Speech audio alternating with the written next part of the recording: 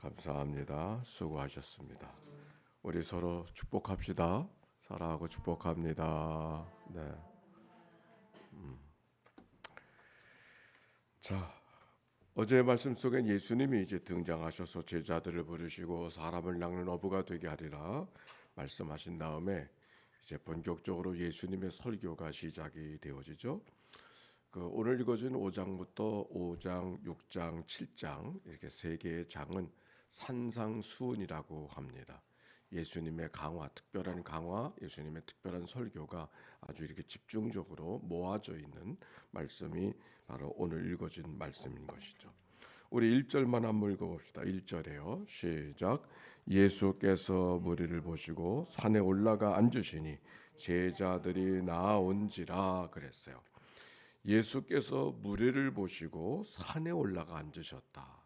그리고 산에 올라가신 예수님에게 제자가 나아오셨다. 여기 산에 올라가 앉으셨다고 하는 것에 먼저 주목을 해야 합니다.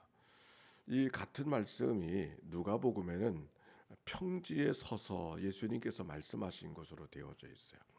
왜 어디는 평지로 되어져 있고 어디는 산에 올라가서 같은 말씀을 하시는데 왜 그렇게 기록되어져 있었을까? 여기 산이라고 하는 것은 다른 의미, 산은 하나님께서는 어디에 계셨는가 하니 산에 계셨어요. 시내산, 호렙산. 그래서 산을 간다 그러면 하나님을 만나러 가는 그런 의미가 있는 겁니다. 성전이 지어지지 않았을 때 이야기를 하고 있는 것이죠. 근데 산과 평지가 그렇게 구분되는 게 아닙니다. 제가 네팔을 갔는데 거기 정말 산들이 높더라고요. 네팔은 2,000m 되는 그런 산들이 주변에 그냥 있는 거예요. 근데 거기 사람들은 그 2,000m 되는 산은 다 언덕이더라고. 언덕. 그건 산이 아니에요. 언덕이에요. 그러니까 진짜 산은 뭔가 히말리아 산맥에 있는 그 6,000m, 7,000m, 8,000m 그게 산이지. 우리가 산으로 생각하는 산은 다 그들에게는 언덕이에요. 그게 아마 네팔 사람들에게는 천마산, 계양산 같은 거는 이건 다 평지예요. 그러니까 예수님께서 그 산상수훈을 하셨던 곳이 산이냐 평지냐 이것은 논란거리가 아니고 어떻게 보느냐에 따라서 달라질 수 있다고 하는 것을 우리가 이해하면 좋겠고, 다만 마태복음은 어떻게 평지로도 볼 수 있는 것을 왜 산으로 보고 있는가 하는 것에 우리가 주목해야 되는 것이죠. 왜 그렇게 말씀하고 있는가? 산이라고 하는 것은 하나님이 거하시는 상징의 의미가 있다 하는 말씀을 드렸습니다. 그런데 마태복음에는 늘 누가 의식되고 있느냐면 모세가 의식되는 게 모세가. 출애굽한 백성들이 모세와 함께 있었을 때 모세가 어디로 올라갔어요? 시내산에 올라갔잖아요. 그 시내산에 올라가서 뭘 받으셨어요? 계명을 받으셨잖아요. 율법을 십계명을 받으셨단 말이에요. 즉 산에 올라가서 율법을 계명을 받으신 모세의 모습을 지금 마태는 지금 따라가고 있는 거예요. 그래서 예수님께서 고난을 받으실 때도 애굽에 다녀오셨다 하는 얘기가 성경에 기록이 되어져 있지 않습니까? 즉 모세와 같이 백성들을 구원할 그 귀한 그 당시의 모세는 우리가 상상할 수 없는 그 특별함을 갖고 있는 거예요. 율법을 주신 분이니까. 그런데 예수님이 이 땅에 오시는 분인데 예수님을 높여드려야 되고 예수님이 누구신가를 알려주는 게 마태복음이잖아요. 예수님이 누군가를 알려주는 게 마태복음이잖아요. 근데 모세와 같은 분, 모세와 더하신 분으로 표현하고 있는 것이 바로 마태복음의 말씀이기 때문에 산에 올라가 앉으시니 라고 하는 말씀 속에는 모세가 말씀을 받는 것 같은 그런 이 형태적 병행이 말씀 속에 이루어지고 있다라고 하는 것을 우리가 기억하면 좋겠어요. 그래서 앉으셨다 그랬어요. 이게 앉으셨다고 하는 것도 귀한 거예요. 그 당시에 선생님들은 그리고 말씀을 전하는 사람은 서서 말하는 게 아니고 앉아서 말해요.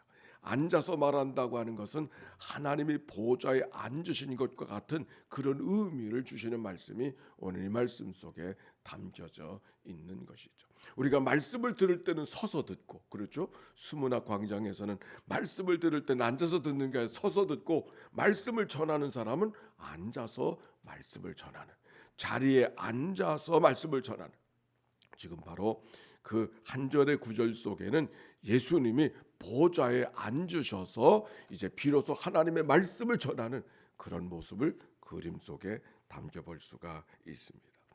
제자들이 나온지라, 오늘 여기 산상수훈의 말씀은 복음을 전하는 초신자들에게 주신 말씀, 복음을 알지 못하는 사람들에게 주시는 말씀이 아니라 오히려 제자들이 나왔다, 제자들이 어찌 살아가야 될 것인가, 이제 막 제자들을 부르셨잖아요. 그들을 향하여서 제자의 삶이 어떤 삶을 살아가야 되겠는가를 가르쳐 주시는 말씀이 오늘 말씀. 근데 산상수훈 세 개의 장 가운데 먼저 무엇을 말씀하시는가? 복을 말씀하시는 거예요. 자, 3절 말씀 같이 한번 읽어볼까요? 시작. 심령이 가난한 자는 복이 있나니 천국이 그들의 것이며. 이 팔복에 대한 말씀, 복에 대한 이야기를 하고 있어요. 여기 복의 의미가 8가지의 복이 여기 성경 속에 기록이 되어져 있는데, 사실은 이것은 8개의 종류의 복이 있음을 말하는 것이 아니라 한 가지의 복으로 볼 수가 있어요. 왜냐하면 이거는 성령의 열매가 9가지가 있지만 9가지 열매가 있어. 저 사람들은 사랑은 있는데 믿음이 없어. 이건 말이 안 되잖아요.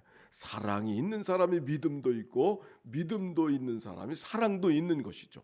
오늘 그 성령의 9가지 열매가 9가지 열매, 이 사람은 이 열매가 있고 저 사람은 저 열매가 있는 게 아니란 말이에요. 성령의 은혜 속에, 성령의 감동 속에, 성령의 충만함을 살아가는 삶 속에 이렇게 보여지는 포도 열매 맺혀지는 것 같은 그런 열매가 그 속에 있음을 우리가 알 수 있는 것처럼, 여기 하나님의 복도 8가지 종류의 복의 말씀이 아니라 하나님이 주시는, 우리가 하나님의 백성, 천국 백성이 되어지면 바로 이런 복 속에 있음을 이야기하고 있는 것이 오늘 성경에 있는 말씀. 근데 그 복이 뭔가? 천국이 그들의 것이며. 근데 이 천국이 그들의 것임이라고 하는 말씀이 어디에 등장하는 거 아니? 팔복의 제일 마지막 절 한번 보세요.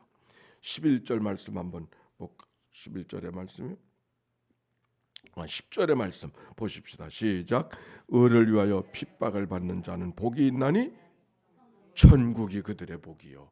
아, 이 사람도 천국의 복을 받네. 그것이 아니라 이 천국의 복이 바로 복의 그 원체, 우리가 그 천국을 표현하는 이야기가 여러 가지 종류의 모습으로 표현하고 있는 것을 알게 됩니다. 그런데 이거는 천국이라고 하는 말씀은 팔복에만 나오는 것이 아니에요. 예수님의 첫 번째 메시지가 뭐예요?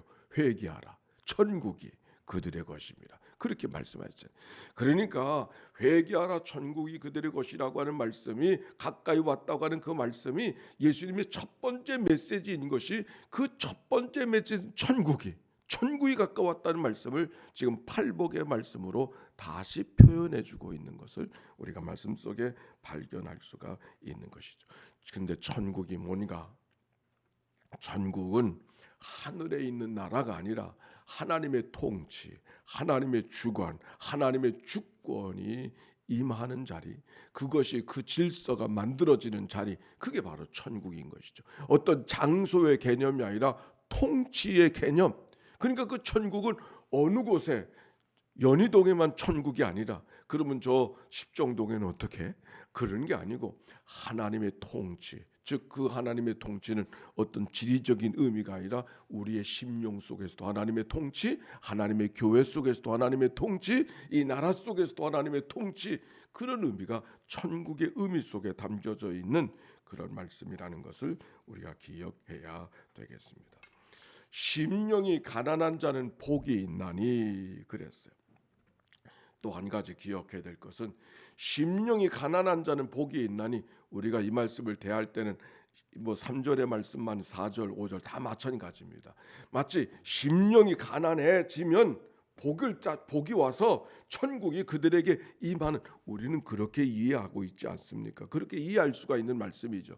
근데 이 말씀이 성경 원문으로 보면은 천국이 심령이 가난한 자는 복이 있나니, 이게 조건이 아니에요. 오히려 복이 있도다 가난한 자요, 이런 말씀이에요. 가난해지면 복이 오는 게 아니라 복이 있구나 가난한 자요. 무슨 말인지 전달이 됐어요? 애통하면은 복이 오는 것이 아니라 복이 있구나 애통하는 자요, 이런 말씀이에요. 이미 하나님 앞에 복을 받을 자로 우리에게 하나님께서 어떤 사람이 복된 삶인가를 이야기하는 것이지, 복받기 위해서 이러이러한 조건들을 말씀해 주시는 것이 아니라는 것을 이 말씀 속에서, 그러니까 성경을 이 말씀을 다 읽을 때 다시 한번 한번 제가 읽어볼게요.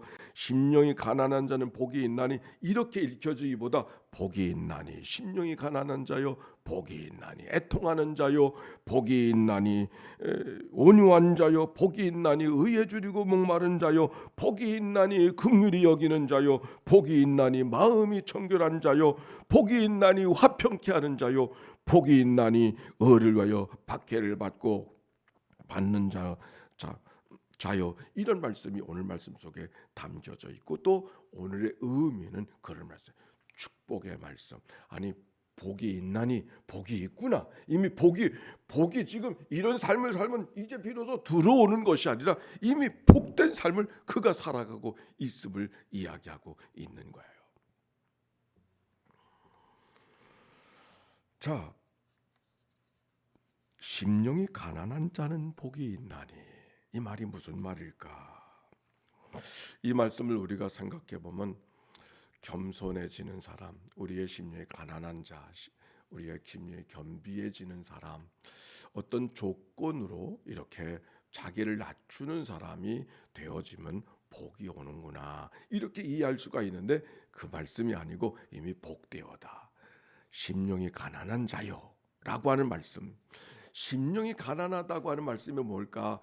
우리는 이 가난하다는 말, 심령이 가난하다는 말을 우리가 평소에 겸손한 자, 마음을 스스로 낮출 수 있는 사람, 이런 생각으로 이 말씀을 다 대하게 되어지는데, 그게 아주 틀린 말이 아니에요. 그러나 더 정확한 말은, 가난한 자라고 하는 것은 그 당시에 복 있는 사람이 아니에요. 가난하다고 하는 것은 그 당시에 정상적인 삶이 아니에요. 마치 욥이 병이 들면은, 왜 병이 들었는가 친구가 찾아와서, 무슨 죄가 있어서 당신이 병이 들었지, 죄도 없는데 무슨 병이 들겠는가, 친구들이 와서 그렇게 말했지 않습니까?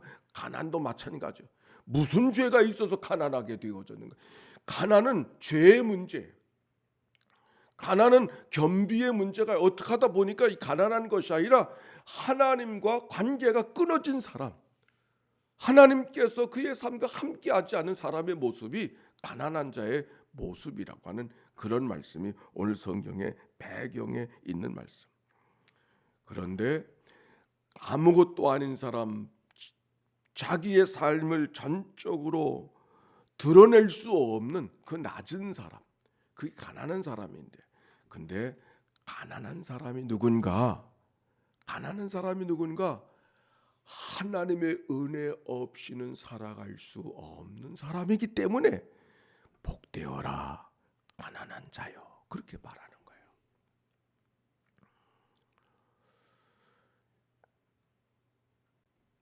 영혼의 어두운 밤이라고 하는 말이 있어요. 영혼의 어두운 밤, 기뻐할 일이 없고 춤출 일이 없는 어두운 밤.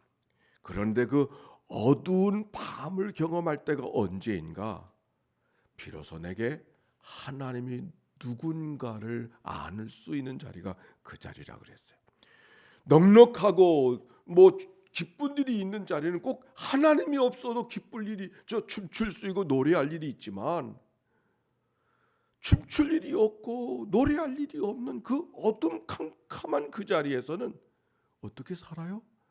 하나님밖에는 구할 게 없는, 정말 하나님이 정말 하나님인가는 그 자리에서 이야기하는 것이다. 그런 뜻으로 복되구나 가난한 자요, 비로소 하나님이 하나님 되실 수 있는 진정 하나님이 하나님이신 삶을 내가 살아갈 수 있구나. 그 말씀이 오늘 말씀 속에 담겨져 있어요. 이 말씀은 이것과 같은 거예요. 제가 종종 말씀을 나누잖아요. 은혜를 구하는 자들에게 찾아오는 것이 아니라고. 은혜를 아무리 받기를 원한다고 은혜가 오는 게 아니라, 누가 은혜를 받는가? 내가 죄인인 것을 잘 아는 자만이 은혜가 쏟아지는 거예요. 아멘입니까? 내가 죄인인 걸 아는 자들만이 그리스도가 그리스도일 수 있는 것이죠. 똑같은 거예요. 가난한 자, 복되어라 가난한 자요. 가난했기 때문에 세상에서는 구할 게 아무것도 없어. 의지할 게 없어. 누구만? 하나님만 의지할 수 있어. 하나님만 기대할 수 있어. 바로 그런 의미에서 복되어라 가난한 자요. 무엇이? 천국이 하나님이 다스리시는, 하나님의 주권 인정하시는, 하나님의 질서가 임하는, 하나님이 계시면 좋고 안 계셔도 좋은 그런 사람이 아니라 하나님이 안에 계시면 살아갈 수가 없는 그 모습을 오늘 성경이 말하고 있는. 근데 이 패턴이 그 다음 패턴과 똑같아. 애통하는 자도 마찬가지. 우리는 애통하는 자는 죄를 많이 져서 눈물로 회개하는 이런 생각, 눈물로 회개하면 위로를 받을 것이며, 이렇게 이해할 수가 있잖아요. 똑같은 심령의 가난한 자를 이야기할 때와 똑같은 패턴이, 여기 애통하는 자는 눈물 흘리는 자, 슬퍼하는 자, 그런 정도를 말하는 것이 아니라 자기의 삶에 절망할 수밖에 없는, 자기의 삶에 할 수 있는 것이 아무것도 없어서 벽밖에는 바라볼 수 있는 것이 없는, 그게 애통하는 자의 모습. 애통하는 자요. 복되구나, 복이 있나니 애통하는 자요. 위로를 받을 것이며, 위로를 받는다고 하는 말은 오늘의 슬픔이 없어진다는 그런 말이 아니라, 그 애통할 수밖에 없는 그런 자리에 하나님의 도우심이, 하나님의 임재가, 하나님이 함께 하신다고 하는, 마치 바벨론에 포로로 잡혀가 있는 백성들이 갑자기 예루살렘에 돌아왔기 때문에 위로가 아니라, 그 자리에 살고 있지만, 여전히 고통 속에 살고 있지만, 여전히 애통함 속에 살고 있지만, 오늘도 하나님이 여기서도 나와 함께 하신다는 사실을 알고 있었기에 바벨론의 포로의 생활 속에서도 위로받고 힘있게 살아가는 거예요. 오늘 성경 똑같은 말씀입니다. 그 다음 말씀도 마찬가지. 의에 주리고 목마른 자, 긍휼히 여기는 자, 온유한 자, 똑같은 말씀이에요. 온유한 자는 복이 있나니. 온유하다고 하는 것이 무슨 말이에요? 우리가 부드럽고 착한 마음, 온유한 거. 근데 이 말씀 속에 담겨지는 온유의 반대는 분노하는 거죠. 분노하는 것. 근데 누구한테 분노하는가? 하나님께 분노하는. 하나님은 어떻게 이럴 수 있어요? 근데 그러지 못하는 사람, 그게 온유한 자의 모습. 마치 주시는 자도 여호와요, 취하시는 자도 여호와시니. 이게 온유한 자예요. 즉 다른 표현으로 말하면, 우리가 살아가는 삶의 모습이 우리가 이해가 되든 이해가 아니든 토달지 않고, 누구에게? 하나님께 토달지 않고, 내가 경험하는 사건이 내가 원하는 사건이든지 원치 않는 사건이든지 하나님께 토달지 않고, 지금은 이해할 수 없지만 하나님 뜻이 있겠죠. 이게 온유한 자의 모습이에요. 그런 자 복되구나, 온유한 자요. 땅을 기업으로 얻을 것. 땅을 기업으로 얻는다면 땅을 몇 평짜리 주실래나, 이런 얘기가 아니고, 하나님의 뜻이 하늘에서 이루어진 것처럼 어디서도, 땅에서도 이루어진 천국의 개념과 같은 의미가 이 말씀 속에 담겨져 있는 거예요. 자, 오늘 말씀 여기서 끝내야 될 거고. 근데 팔복의 말씀은 8가지의 조건의 복을 이야기하는 것이 아니라 예수 그리스도가 복인 것을 이야기하고 있는 말씀이 오늘의 말씀인 것을 기억. 이 말씀이 어렵고 무겁게 들리는 것은 현대인들이기 때문에 그래요. 그 당시 사람은 이미 가난한 사람이에요. 이미 절망에 빠진 사람이에요. 이미 그들은 분노할 수밖에 없는 그런 삶의 자리에 살아가는 사람들이에요. 그러나 그들을 절망케 하는 것이 아니라 축복하고 희망을 주는 말씀, 그게 복이다. 지금 우리의 가난하고 지금의 애통할 수밖에 없는 이게 복된 것이라고 하는 소망의 메시지가 오늘의 말씀. 오늘도 이 말씀 안에 살아가는 복되는 내가 새벽을 깨울 수 있음이 이미 복인 줄로 믿습니다. 이제 내가 새벽을 깨웠으니 하나님 무슨 복을 주실래나? 이거는 지금 내가 설교한 것과 정반대의 말씀이에요. 새벽을 깨운 게 이미 복이요. 깨워서 우리가 뭐 했어요? 하나님 말씀 읽었잖아요. 이것 자체가 이미 복이요. 우리가 이렇게 말씀을 듣는 자리에 있는 게 이미 복된 아니에요. 오늘도 이 복된 삶을 이제 살아가는 승리의 삶 되시기를 주의 이름으로 축원합니다. 자, 함께 기도합니다. 예수의 기도. 하나님의 아들 우리 주 예수 그리스도여, 이 죄인을 불쌍히 여기소서. 하나님의 아들 우리 주 예수 그리스도여, 이 죄인을 불쌍히 여기소서. 하나님의 아들 우리 주 예수 그리스도여, 이 죄인을 불쌍히 여기소서. 하나님의 아들 우리 주 예수 그리스도여, 인천연익교회를 주님 앞에 올려드리오니 주여 저들을 긍휼히 여겨 주옵소서. 하나님의 아들 우리 주 예수 그리스도여, 코로나의 두려움 속에 있는 백성들을 주님 앞에 올려드리오니 주여 저들을 긍휼히 여겨 주옵소서. 하나님의 아들 우리 주 예수 그리스도여, 병상에서 이 아침을 맞이하는 식구들을 주님 앞에 올려드리오니 주님이여 저들을 긍휼히 여겨 주시옵소서. 하나님의 아들 우리 주 예수 그리스도여, 사랑하는 자녀들, 일터로 달려가는 믿음의 권속들, 사업을 하는 하나님의 백성들 주님 앞에 올려드리오니 주여 저들을 긍휼히 여겨 주시옵소서. 하나님 감사합니다. 찬양합니다. 팔복의 말씀을 들려주시던 주님, 그들을 향한 하나님의 축복이요 우리를 향한 하나님의 축복인 줄로 믿습니다. 오늘도 하나님의 복된 믿음의 삶을 살아 감사하며 찬양하며 살아가는 이 하루 되게 하옵소서. 드려진 예물을 축복해 주옵소서. 예수님의 이름으로 기도하옵나이다. 아멘. 이제는 성부, 성자, 성령 삼일째 하나님의 크신 은혜와 사랑과 역사가 이제와 같이 영원히 함께해 주시기를 축원하옵나이다. 아멘.